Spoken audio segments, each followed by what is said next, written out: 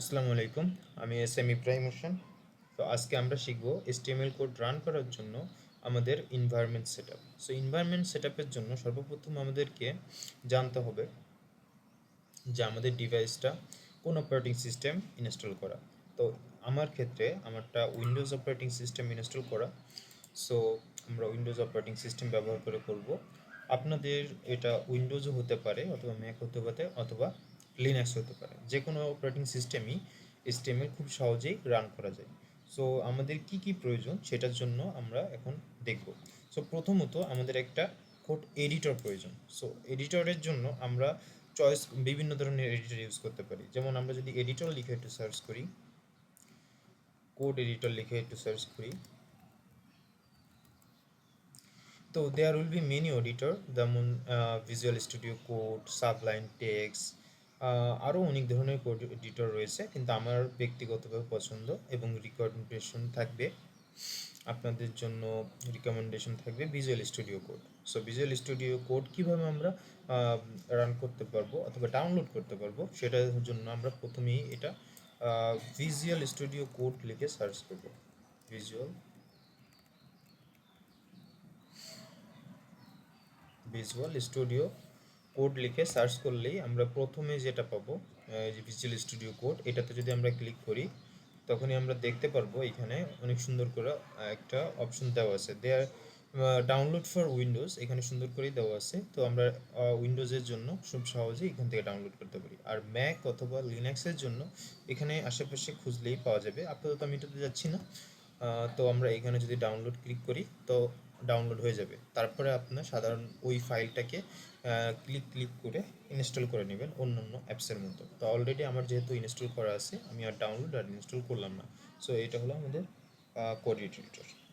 দেন আমাদের একটা ব্রাউজার প্রয়োজন। অলরেডি আমি একটা ব্রাউজারের ভিতরে আছি, সেটা হলো ক্রোম ব্রাউজার। সো ব্রাউজার অনেক ধরনের হতে পারে, ক্রোম ব্রাউজার হতে পারে, ফায়ারফক্স হতে পারে, আর অনেক কিছু হতে পারে, কিন্তু আমার রিকমেন্ডেশন থাকবে ক্রোম ব্রাউজারটা ইউজ করার জন্য। কেন ক্রোম ব্রাউজারটা ইউজ করব? কারণ এইখানে ডেভ টুল। সো ডেভ টুলটা আসলে কি? ডেভ টুল হলো, এইখানে আমরা যখন ক্লিক করব দেখবেন এখানে ইন্সপেক্ট নামে একটা অপশন আছে। তো এই ইন্সপেক্টটা আমাদেরকে কোড করার সময় অনেকটা সাহায্য করবে। আর এই অপশনগুলোকে আমরা বলবো ডেভ টুল। তো এটাই হলো আমাদের ডেভ টুল অপশনটা। সেই জন্য আমরা ক্রোম ব্রাউজারটা ইনস্টল করে নিব। তো ক্রোম ব্রাউজারটা আমরা কোথায় পাবো? ক্রোম ব্রাউজারটা পেতে আমরা ক্রোম ডাউনলোড দিয়ে যদি সার্চ করি তখনই আমরা এখানে গুগল ক্রোমটা দেখতে পারবো প্রথম অপশনটাতে। তো এখানে ক্লিক করলে আমরা, লোড নিচ্ছে,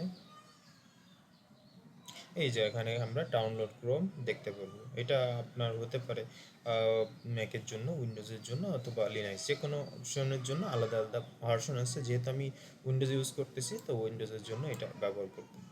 তো নাও আমরা যদি একটা ফোল্ডার ক্রিয়েট করব যেটাতে আপনাদেরকে শেখাবো, সেজন্য আমরা দিস পিসিতে যাব। দিস পিসিতে যাওয়ার পর ওয়ার্ক স্টেশনে যাব। আমার একটা ড্রাইভ অথবা আপনাদের ড্রাইভটা DEF থাকতে পারে। তো সেখান থেকে স্টেশনে যাব।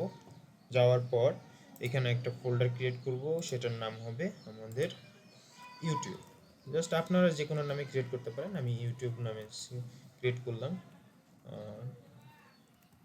ইউটিউব নামে ক্রিয়েট করলাম এবং ইউটিউবটা, এবং এখানে একটা ফোল্ডার রাখবো, যে ফোল্ডারটা আমরা যেহেতু আজকে এনভায়রনমেন্ট সেটআপ করব, এনভায়রনমেন্ট সেটআপটা করে দেখলাম, এনভায়রনমেন্ট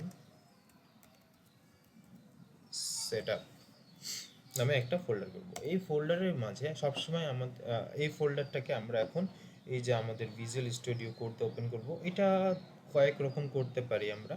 প্রথম আমরা এখানে যদি ক্লিক করার পর এটাকে ব্যাকস্পেস দিয়ে মুছে সিএমডি দিয়ে ইন্টার দিলে আমাদের একটা সিএমডি অথবা এটা কনসোল বলা যেতে পারে, এটা ওপেন হবে। দেন আমরা কোড লিখে ডট লিখে ইন্টার দিব। অবশ্যই মনে রাখতে হবে এই ক্ষেত্রে আমাদের ভিজুয়াল স্টুডিও কোডটা ইনস্টল থাকতে হবে। তো ইন্টার প্রেস করলেই আমাদের যে ফাইলটা আমরা ছিল এনভায়রনমেন্ট সেটআপ, সেই ফাইলটা সহ আমাদের এইটা দেখা যাবে। ভিএস কোডে ফাইলটা ওপেন করার পর আমরা এরকম ইন্টারফেস দেখতে পারবো। এরপর আমরা কি করতে পারি, আমরা আরও কিছু সেটিংস ঠিক করে নিতে পারি। সো সেটিংস ঠিক করার জন্য প্রথমেই আমাদের কিছু এক্সটেনশন অ্যাড করে নিতে হবে, যেমন লাইভ সার্ভার। এই যে আমাদের এখানে এক্সটেনশনে গিয়ে আমরা লিখব লাইভ সার্ভার। তো আমরা এখন এরকম একটা দেখতে পাবো। এটাকে আমরা এই যে যে এক্সটেনশনটা আছে এই এক্সটেনশনটাকে আমরা ইনস্টল করে নিব। যেহেতু আমার অলরেডি ইনস্টল করা হয়েছে সেজন্য আনইনস্টল দেখাচ্ছে। এই সার্ভারটার মাধ্যমে আমরা আমাদের HTML কোডটাকে রান করে আমাদের সাইটে দেখতে পারবো। এখন আমাদের HTML কোডটা নেওয়ার জন্য আমরা একটা ফাইল ক্রিয়েট করব। এই এনভায়রনমেন্ট সেটআপ ফোল্ডারের ভিতর একটা ফাইল ক্রিয়েট করব। ফাইল ক্রিয়েট করার জন্য এই যে এইখানে এই যে ফাইলের মতো চিহ্নটাকে আমরা প্লাস চিহ্নটাকে আমরা প্রেস করব। দেন আমরা জানি যে কোনো কিছু নাম নিয়েই যদি আমরা শেষে .html লিখি তখন ওইটা আমাদের একটা HTML ফাইল হিসেবে দেখা যায়। তো সাধারণত আমরা HTML ফাইল রুট ফোল্ডার হিসেবে index.html ইউজ করি। এখন রুট ফোল্ডারটা কি? রুট ফোল্ডার হলো সব রুট ফাইল হিসেবে HTML ফাইলটাকে হিসেব করি। সো রুট ফাইলটা আসলে কি? রুট ফাইল হলো সব ফাইলের মেইন ফাইল অথবা প্রথম ফাইল। সেই ফাইলটা হলো index.html। এখন আমরা আরও কিছু সেটিংস ঠিক করে নিব। এখান থেকে যদি আমরা যাওয়ার পর সেটিংসে যাওয়ার পর এখান থেকে যদি আমরা একটু ভালোভাবে দেখি আমাদের ফন্ট সাইজটা 20 দেওয়া আছে।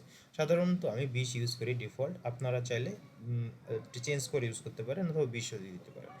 এরপর খুবই ইম্পর্টেন্ট একটা জিনিস ফরম্যাট অন সেভ, অটো সেভে আমরা অবশ্যই আফটার ডিলে ইউজ করব।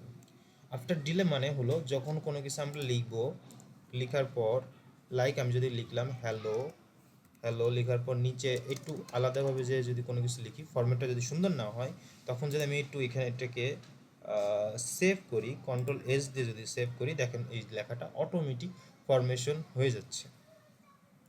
তো এই জন্যই আমরা এখানে আফটার ডিলে দিব। আফটার ডিলে দিলে জিনিসটা সেট হবে, ঠিক হবে। কিছুক্ষণ পরে এটা অটোমেটিক সেভ হয়ে যাবে। আর ফরম্যাট অন সেভে যদি আমি ক্লিক করে রাখি দেন আমাদের ওই যে Ctrl+S দিয়ে যখন সেভ করবো তখন এটা সুন্দর মতো সেভ হয়ে যাবে। সো আমরা এটাকে যদি এখন একটু রান করি, এখানে গো লাইভ অপশনটাতে ক্লিক করি, তখন আমরা এই যে এরকম একটা ইন্টারফেস দেখতে পাবো।